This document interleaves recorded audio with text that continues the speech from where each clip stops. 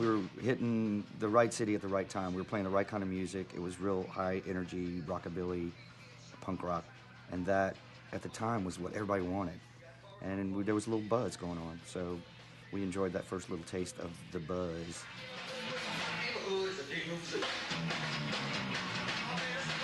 Our showcase was packed, and a lot of people were there to see us.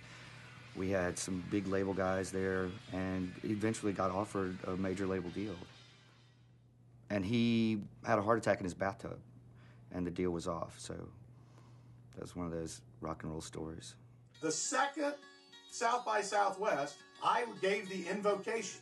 I was the most nervous I think I've ever been in my whole life. I got a room full of music industry guys. So I told this story about how the major labels were all jerking each other off. I didn't know what I was doing. You know, I had a cannon and I was just firing that motherfucker. You know, I didn't know. You know, hopefully I'm gonna hit something.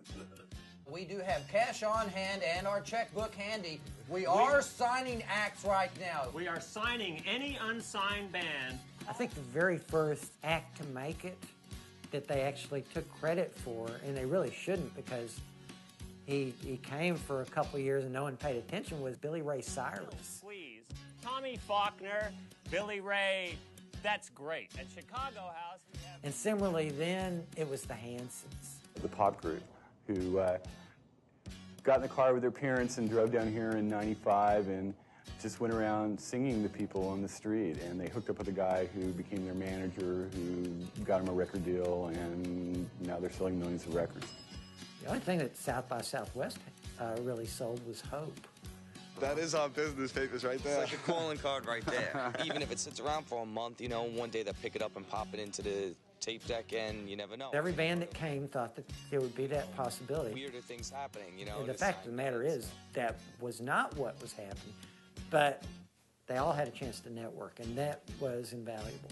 Wait, it's not on. Is it on? Yeah, I'm pressing the red light's going. Hi, I'm Bill from Dasher Front. Wait, let me get the light. What happened at the gig, we saw these people popping in from Georgia and Alabama and Texas and Missouri, because it felt like a regional thing. That's what sort of made us want to return, because we got to see our buddies. Betsy, did you enjoy the Fluff show? Play rockabilly and punk and blues, and people want to hear that. They want to hear that in Europe. They want to hear it across the South.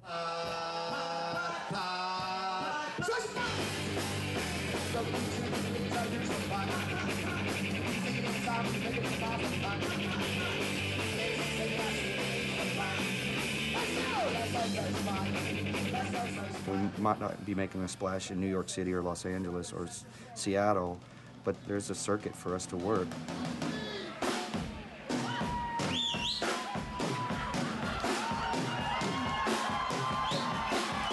The cool thing about South by Southwest is you can learn about those circuits that your band fits into. It's not going to be on the front page of a newspaper. It's not going to be on the internet. It's going to be from the mouths of other musicians.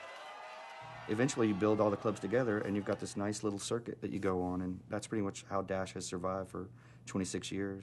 We're going to Liberty Lunch. We got to go see Mojo Nixon. Hey, look at these folks. Hey, get out of line. What are y'all doing? There's this is Bullethead, the manager for Mojo Nixon. Bullethead. Welcome. Mojo's hanging out right back there. I think the best thing, I've met other bands, similar bands from different parts of the country. Mojo Nixon here. And we'd go play with them, and then they'd come play with us. And through those contacts, you know, you'd meet other people. You're warming up. That's Carlo Nuccio from True Believers.